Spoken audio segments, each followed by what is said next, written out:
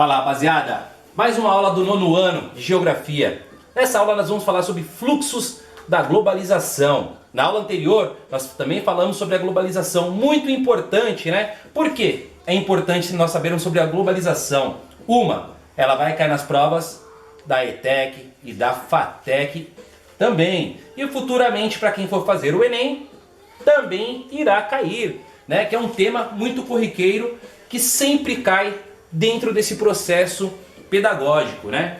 Então nessa aula aqui nós iremos falar sobre a economia um pouco, né? Os fluxos econômicos da globalização, né? Então desde a Revolução Industrial, a tendência da economia mundial é manter a dinâmica de crescimento econômico, né? Ininterrupto. Então o que isso daí quer dizer? Que a globalização faz com que esse processo não pare, né? A gente vê muito na televisão as propagandas, né? Aquelas grandes empresas tecnológicas, cada semana ela posta algo diferente. Por quê? Isso é um fluxo da globalização, né? Isso é muito nítido. O processo de evolução tecnológica ou técnica também, né? Nesses 2 últimos séculos, a economia mundial seguiu essa escalada, né? Apontando cada vez mais claramente para a internacionalização ou globalização. Lembra que nós já falamos que globalização o que é?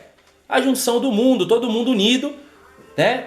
Por causa do capitalismo, o din-din, money, né? Então as relações comerciais, produtivas e tecnológicas mantiveram um intercâmbio planetário. Lembra que é intercâmbio, né? Aquela troca de moeda. Você faz e você vende. Lembra que eu já cansei de falar? O Brasil é um dos maiores produtores do mundo. Só que infelizmente não tem uma industrialização forte, né? Então ele não faz parte muito desse sistema de globalização.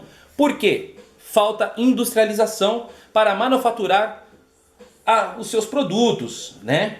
Então esse intercâmbio ele vem crescendo constantemente, ampliando, né? Muito a partir da década de 50. Por que a década de 50? Vocês lembram?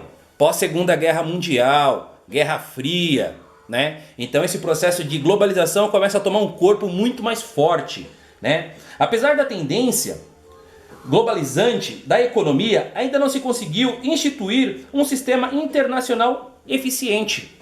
Por quê? Alguns países ainda estão, né, engatinhando, não tem aquele poder financeiro forte. Então você acaba que não tendo condições tanto de vender quanto de comprar. O Brasil é um deles, né? Apesar de ser um país muito rico, é um país ainda muito pobre. Pô, professor, mas como ele é rico e ele é pobre, né? Nós somos ricos pela natureza que nós temos muitos recursos naturais, só que em contrapartida não sabemos fazer com esses recursos dinheiro, né? Então, esses 2 contrapontos, né?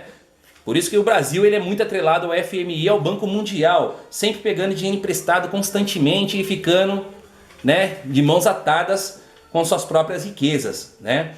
Mas os fracassos ou dificuldades no campo político internacional, né, que começa a partir dos anos 50. Por quê, gente? Começa a partir dos anos 50. Lembra que nós tivemos aquela ruptura, né?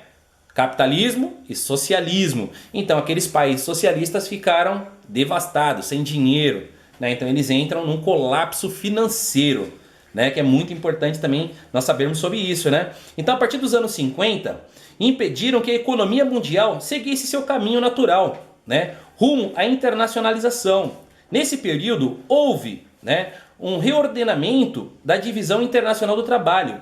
Depois nós vamos falar sobre a divisão internacional do trabalho também, que é muito importante, né? Com a produção sendo realizada em outros países, a concentração de capital não se identificou mais com os países de origem. Ah, professor, mas como assim?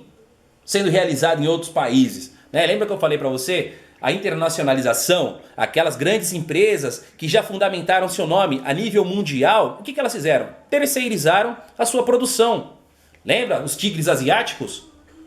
Nos Estados Unidos, muitas empresas norte-americanas e europeias fizeram esse processo, mandaram a sua produção para a Ásia. Por quê? Mão de obra barata. Então você vai produzir muito mais e o seu lucro é muito maior, né? Nós temos todo esse sistema do capitalismo também.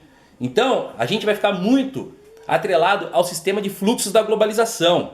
Pessoal, próxima aula nós iremos falar um pouquinho sobre as transformações políticas da década de 80 e 90, tá? que é muito importante. Um abraço, até a próxima aula.